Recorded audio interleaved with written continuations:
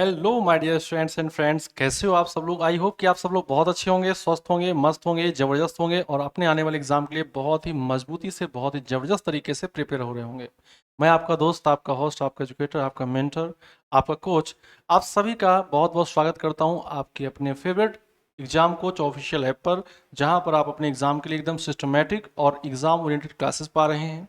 और इन क्लासेस में जो कॉन्सेप्ट सिखाया जा रहा है, बस आपको क्या करना है, इन क्लासेस के कॉन्सेप्ट से संबंधित सारे के सारे प्रश्नों को सॉल्व करना है। प्रीवियस ईयर क्वेश्चंस को अच्छे से लगाना है, उनकी चीज़ों को, उनकी थीम को समझना है कि कैसे क्वेश्चन पूछे जा रहे हैं, और उससे संबंधित हमें अपने आप को इन कॉन्सेप्ट से और कैसे सजाना है और कैसे संवारना है, ये हम लोगों को सीखते चलना है। ठीक है। तो लास्ट क्लास में हम लोगों ने क्या क्या पढ़ लिया था। हम लोगों ने पढ़ लिया था कि धातुओं के भौतिक गुण पढ़ लिए थे। हम लोगों ने सक्रियता श्रेणी को भी कवर कर लिया था। अब हम लोग यहाँ पर बात करने जा रहे हैं किसकी।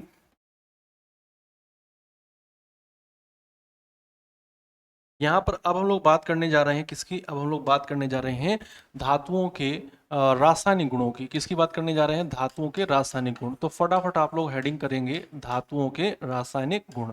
बहुत ही इंपॉर्टेंट हो जाते हैं, क्योंकि यहाँ से काफ़ी इंपॉर्टेंट फैक्ट्स भी निकल कर आएंगे।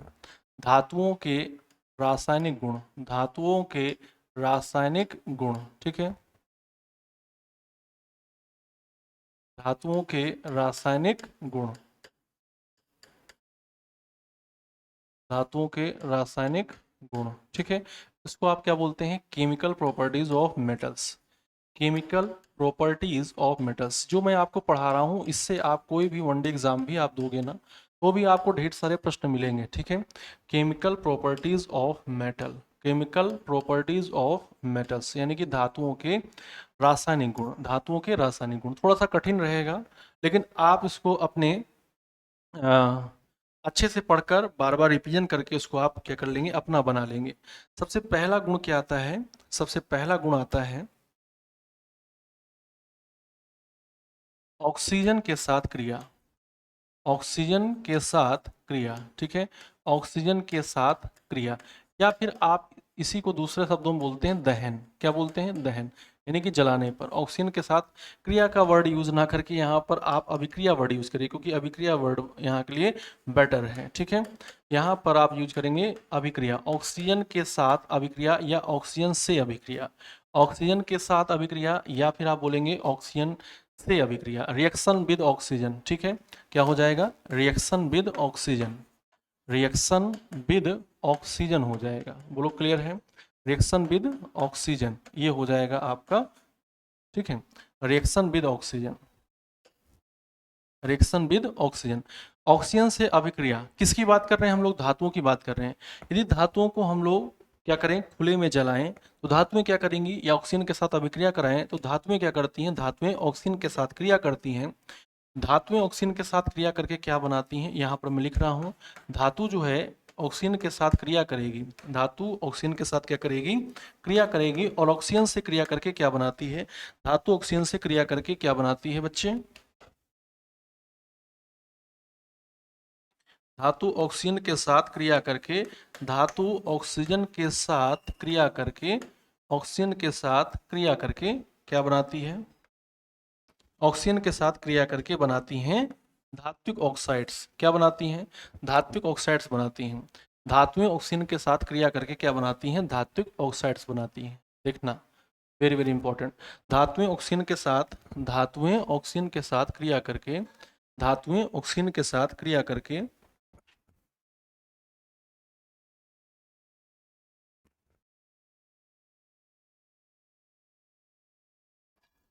धातुएं ऑक्सीजन के साथ क्रिया करके क्या बनाती हैं? धातुएं ऑक्सीजन के साथ क्रिया करके धात्विक ऑक्साइड्स बनाती हैं। क्या बनाती हैं? धात्विक ऑक्साइड्स बनाती हैं।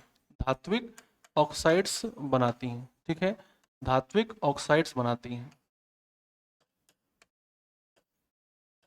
धात्विक ऑक्साइड बनाती हैं। ठीक है। ये जो धात्विक ऑक्साइड्स होते हैं, ये जो धात्विक ऑक्साइड्स होते हैं, इनको आप क्या कहते हैं? इनको आप कहते हैं मेटालिक ऑक्साइड्स। इंग्लिश में क्या कहते हैं? Metallic oxides. तो देखिए, धातुएं ऑक्सीजन के साथ क्रिया करके क्या बनाती हैं? धात्विक ऑक्साइड्स बनाती हैं। क्या बनाती हैं? धात्विक ऑक्साइड्स बनाती हैं, मेटालिक ऑक्साइड्स बनाती हैं। क्या बनाती हैं? मेटालिक ऑक्साइड्स बनाती हैं। और आपसे प्रश्न पूछा जाता है कि धात्विक ऑक्साइड्स की या धातुओं के ऑक्साइड्स की, धात्विक ऑक्साइड्स की प्रकृति कैसी होती है? सबसे इंपॉर्टेंट प्रश्न है कि प्रकृति कैसी होती है? तो प्रकृति होती है क्षारीय। प्रकृति कैसी होती है? क्षारीय होती है। धातुओं के ऑक्साइड्स जो होते हैं इनकी प्रकृति कैसी होती है? इनकी प्रकृति होती है क्षारीय। धातुओं के ऑक्साइड्स की प्रकृति कैसी होती है? क्षारीय होती है। क्या आपको ध्यान रहेगा? धातुओं के ऑक्साइड्स की प्रकृति कैसी होती है? क्षारीय होती है। बोलो बच्चे। अब देखिए यहाँ पर क्या आता है, यहाँ पर कुछ ऐसे यहाँ पर एक्सेप्शन भी आ जाते हैं जहाँ पर धातुओं के ऑक्साइड जो हैं ये अम्लीय क्षारीय प्रकृति के नहीं रहते हैं, ये क्षारीय प्रकृति के नहीं रहते हैं। तब हम लोग क्या करते हैं? तो हम लोग नोट लिखते हैं। हम लोग क्या लिखते हैं? नोट। वैसे तो धातुओं के जो ऑक्साइड्स हैं क्या होते हैं? क्षारीय प्रकृति के होते हैं, लेकिन यहाँ पर अपवाद होता है। मैं यहाँ पर लिख देता हूँ, धात्विक ऑक्साइड्स, धात्विक ऑक्साइड्स, धात्विक ऑक्साइड्स, ऑक्साइड्स क्या होंगे? सामान्यतः धात्विक ऑक्साइड सामान्यतः क्या होंगे? अम्ल क्षारीय प्रकृति के होते हैं। कैसे होते हैं? क्षारीय प्रकृति के होते हैं। क्षारीय प्रकृति कैसे होते हैं? क्षारीय प्रकृति के होते हैं। ठीक है, लेकिन यहाँ पर अपवाद भी रहेगा, यहाँ पर अपवाद भी रहेगा। जैसे एल्युमिनियम का ऑक्साइड है ना, एल्युमिनियम का ऑक्साइड Al2O3, Al2O3, फिर ZnO जिंक ऑक्साइड, ये कैसे रहते हैं? ये रहते हैं उभयधर्मी। ये कैसे रहते हैं?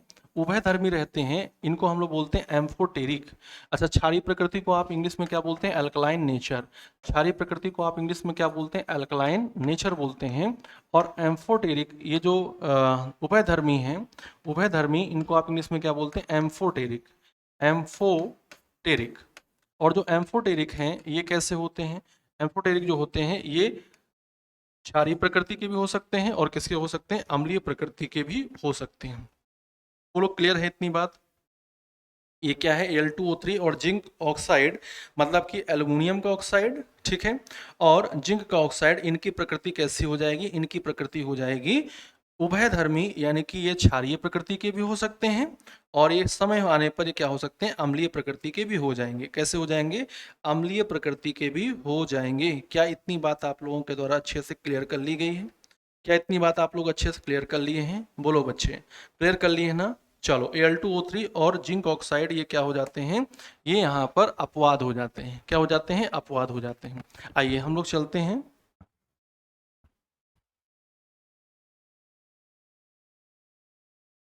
हम लोग चलते हैं नेक्स्ट पॉइंट पर। इसमें देखिएगा, जैसे कि मान लीजिए कि मैंने कॉपर का क्या किया? रिएक्शन कराया। कॉपर का मैंने क्या किया? रिएक्शन कराया। किसके साथ? ऑक्सीजन के साथ क्रिया कराई। तो क्या बनता है? कॉपर ऑक्साइड बनेगा, 2Cu बन गया, 2CuO बन गया। ठीक है, तो कॉपर ये ऑक्साइड की प्रकृति कैसी हुई? क्षारीय हुई। कॉपर ऑक्साइड की प्रकृति कैसी हुई? क्षारीय हुई, है ना? कॉपर ऑक्साइड की प्रकृति कैसी होती है? क्षारीय प्रकृति की होती है। कैसी होती है? क्षारीय प्रकृति होगी। कॉपर ऑक्साइड कैसे होगा? क्षारीय प्रकृति का होगा। ठीक है, इसके बाद ये बहुत प्रश्न पूछा जाता है, ये तो बहुत ही ज़्यादा प्रश्न है, नोट में आपको इसको ध्यान रखना है। क्या ध्यान रखना है? कि मैग्नीशियम का रिबन, मैग्नीशियम का रिबन या मैग्नीशियम की तार, रिबन या फिर आप बोलेंगे तार, मैग्नीशियम रिबन को या फिर तार को किसमें? ऑक्सीजन की उपस्थिति में जलाने पर, ऑक्सीजन की उपस्थिति में जलाने पर मैग्नीशियम रिबन या फिर तार को ऑक्सीजन की उपस्थिति में जलाने पर क्या होता है? मैग्नीशियम ऑक्साइड का सफेद चूर्ण मिलता है। मैग्नीशियम ऑक्साइड का क्या होता है? सफेद चूर्ण मिलता है। ठीक है, मैग्नीशियम ऑक्साइड का क्या होता है? सफेद चूर्ण मिलता है। ये आपसे पूछता है मैग्नीशियम ऑक्साइड का सफेद चूर्ण कब मिलेगा? जब आप मैग्नीशियम के रिबन को या फिर तार को ऑक्सीजन की उपस्थिति में जलाते हैं। ऑक्सीजन की उपस्थिति में क्या करते हैं? इसको जलाते हैं। ठीक है, मैग्नीशियम रिबन या फिर मैग्नीशियम तार का क्या मिलेगा आपको? ऑक्सीजन की उपस्थिति में जलाने पर सब मैग्नीशियम ऑक्साइड का सफेद चूर्ण मिलता है। और इसकी प्रकृति कैसी होगी? तो प्रकृति मैंने आपको बता दी है कैसी होगी? क्षारीय प्रकृति होगी। कैसी प्रकृति होगी? क्षारीय प्रकृति होगी। बोलो बच्चे, क्या इतनी बात समझ पाए हो? क्या इतनी बात समझ पाए हो? यदि हम लोग यहाँ पर एक नोट लिखें, एक नोट लिखें दूसरा, एक नोट लिखें दूसरा, तो उसको भी समझिएगा। दूसरा नोट क्या है? आप ध्यान रखिएगा कि जो सोडियम और पोटेशियम है, जो सोडियम और पोटेशियम है या पोटेशियम और सोडियम है, इनको आपने कहा था कि ये अत्यंत अभिक्रियाशील धातु हैं। याद आया? काशीनाथ का माली, ठीक है, काशीनाथ का माली, ठीक है। तो ये क्या है? अत्यंत अभिक्रियाशील धातुएं हैं, अत्यंत अभिक्रियाशील धातुएं हैं, अत्यंत अभिक्रियाशील धातुएं, अत्यंत अभिक्रियाशील, अत्यंत अभिक्रियाशील धातुएं, ठीक है, अत्यंत अभिक्रियाशील धातुएं हैं, अत्यंत अभिक्रियाशील धातुएं हैं। और अत्यंत अभिक्रियाशील धातुएं हैं, ये क्या करेंगी? ये ऑक्सीजन के साथ अभिक्रिया करके तेजी से जलने लगती हैं। क्या करेंगी? ऑक्सीजन के साथ अभिक्रिया से तेजी से जलने लगती हैं। ऑक्सीजन के साथ, ऑक्सीजन के साथ, ऑक्सीजन के साथ अभिक्रिया करके, अभिक्रिया करके, तो आप इसको बोलेंगे खुले में रखने पर, अभिक्रिया करके, ऑक्सीजन के साथ अभिक्रिया करके, या फिर आप दूसरा बोलेंगे क्या? खुले में रखने पर। दूसरा क्या होगा? खुले में रखने पर। ध्यान रखिएगा, इसमें दूसरा वर्ड यूज क्या करेंगे? खुले में रखने पर, खुले में रखने पर, ठीक है, यस, ठीक है। ऑक्सीजन के साथ अभिक्रिया करके या फिर बोलेंगे खुले में रखने पर, ऑक्सीजन के साथ अभिक्रिया करके क्या करती हैं? तेजी से जलने लगती हैं, तेजी से, तेजी से जलने लगती हैं, तेजी से जलने लगना, ठीक है, तेजी से जलने लगना। यानी खुले में रखने पर ये क्या करती हैं? आग पकड़ लेती हैं। खुले में रखने पर ये क्या करती हैं? खुले में रखने पर, इनके लिए शब्द यूज किया जाता है, खुले में रखने पर ये क्या करती हैं? आग पकड़ लेती हैं। क्या पकड़ लेती हैं? आग। खुले में रखने पर क्या पकड़ लेती हैं? आग पकड़ लेती हैं, ठीक है, समझ पा रहे हैं? खुले में रखने पर क्या होता है? खुले में रखने पर आग पकड़ लेना, आग पकड़ लेना, आग पकड़ लेना। खुले में रखने पर क्या होता है? आग पकड़ लेती हैं। खुले में रखने पर क्या होता है? आग पकड़ लेती हैं। क्या इतनी बात क्लियर है? खुले में रखने पर क्या होता है? आग पकड़ लेती हैं, आग पकड़ लेना, क्लियर है? अच्छा, जब इनकी जल के साथ अभिक्रिया कराई जाएगी, जब ये जल के साथ अभिक्रिया करती हैं या जल में इनको रखते हैं, तब क्या होता है? जल में जब रखते हैं, ठीक है, तो भी कुछ ना कुछ समस्या होती है। क्या समस्या होती है? जल के साथ, जल के साथ अभिक्रिया करके, जल के साथ अभिक्रिया करके, जल के साथ अभिक्रिया करके, करके हाइड्रोजन, जल के साथ अभिक्रिया करके हाइड्रोजन, जल के साथ अभिक्रिया करके क्या करेंगी? जल के साथ अभिक्रिया करके हाइड्रोजन एवं ऊष्मा मुक्त करती हैं, हाइड्रोजन एवं ऊष्मा मुक्त करती हैं, ऊष्मा मुक्त करती हैं, ठीक है, ऊष्मा मुक्त करती हैं। और यह ऊष्मा क्या करती है? हाइड्रोजन गैस को जला देती है। यह ऊष्मा क्या करती है? हाइड्रोजन गैस को जला देती है, ठीक है। मैं आगे लिख देता हूं, जल के साथ अभिक्रिया से उत्पन्न ऊष्मा, जल के साथ अभिक्रिया से उत्पन्न ऊष्मा, जल के साथ अभिक्रिया से, जल के साथ अभिक्रिया से, जल के साथ अभिक्रिया से उत्पन्न ऊष्मा, उत्पन्न ऊष्मा, जल के साथ अभिक्रिया से, अभिक्रिया से उत्पन्न ऊष्मा, जल के साथ अभिक्रिया से उत्पन्न ऊष्मा, उत्पन्न ऊष्मा हाइड्रोजन गैस को, हाइड्रोजन गैस को, H2 गैस को जला देती है। जब जला देगी तो फिर से आग पकड़ लेगी, जला देती है। तो क्या करेंगे आप? क्या करेंगे? जो सोडियम और पोटेशियम है, क्या आप इसको खुले में रख पाएंगे? नहीं रख पाएंगे, ठीक है। क्या आप इसे खुले में रख पाएंगे? नहीं रख पाएंगे। क्या आप इसको जल में रख पाएंगे? नहीं रख पाएंगे। यानी कि के और Na को ना तो आप क्या कर सकते हैं, के और Na को ना तो आप क्या कर सकते हैं, खुले में रखेंगे, ना तो आप किस में रखेंगे, खुले में रखेंगे, ना तो खुले में रख सकते हैं, खुले में, खुले में रखना, या फिर जल में रखना, या फिर जल में रखना। तो जल में रखेंगे, तो खुले में रखना और जल में रखना दोनों ही क्या हैं? दोनों ही खतरनाक हैं। दोनों ही क्या हैं? दोनों ही खतरनाक हैं। जल में रखना और खुले में रखना दोनों ही क्या हैं? दोनों में खतरा है ना, दोनों में खतरा है आग पकड़ लेने का। दोनों में क्या है? खतरा है आग पकड़ लेने का। दोनों में खतरा है आग पकड़ लेने का, ठीक है। दोनों में खतरा क्यों? क्योंकि दोनों में क्या हो रहा है? आग पकड़ ले रही हैं। दोनों में क्या हो रहा है? आग पकड़ ले रही हैं, ठीक है कि नहीं? ठीक है कि नहीं? बोलो बच्चे।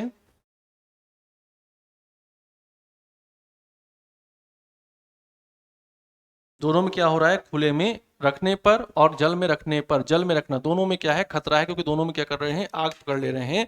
तो सोडियम और पोटेशियम को, सोडियम और पोटेशियम को ध्यान दीजिएगा, सोडियम और पोटेशियम को हम लोग क्या करते हैं, सोडियम और पोटेशियम को हम लोग मिट्टी के तेल में, मिट्टी के तेल में या सुरक्षित रखने के लिए, या आग ना पकड़े, ठीक है, आग ना पकड़े